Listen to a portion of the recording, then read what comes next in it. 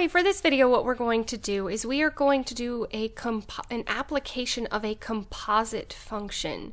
So what we have here is the surface area of a hot air balloon with given radius r in meters is modeled by this formula. So basically what it's saying is that the surface area with the given radius is equal to 4 times pi times r squared. So that's our first formula. I'm going to just go ahead and write that down here so we know what we are looking for.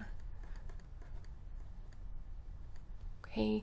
If the radius increases with time, if you think about a hot air balloon, as you're adding hot air to it, the radius increases, so the surface area is also going to increase until it reaches maximum capacity. So it'll keep going until it gets too large.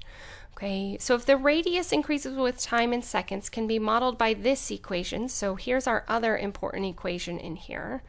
So we also know that r as a function of time is equal to 7/9 times t cubed. So that's our time in seconds. So our rate as a function of time is given to us by this equation. Time does have to be greater than or equal to 0 because of the fact that you can't have negative time. And so all this is asking, we're not actually doing any solving for this one. What this one is asking for is to find the surface area as a function of time. So in other words, what we want to do is instead of having r in our equation, we want to have t.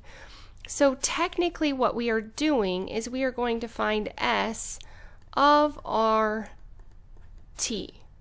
So that's telling us that instead of having r in our equation, we want to replace it with what r is equal to. So r as a function of time, so we're going to plug that in here. Okay, so what we're going to do is we would keep the 4 pi the same, and then we would replace r with what it's equal to. So r is equal to 7/9 t cubed. Okay.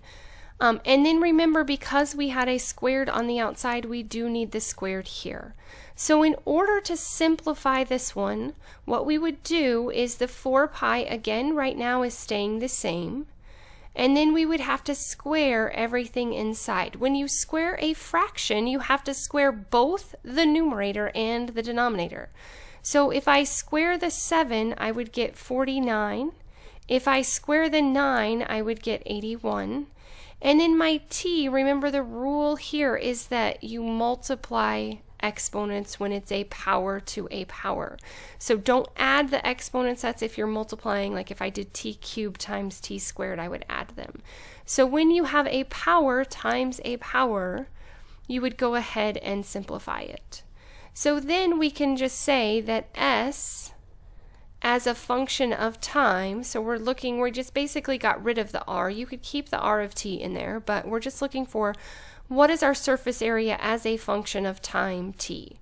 So now all we would have to do is simplify. Since the 4 and the 81 can't cancel, all I would do is 4 times 49, which gives me 196, over 81.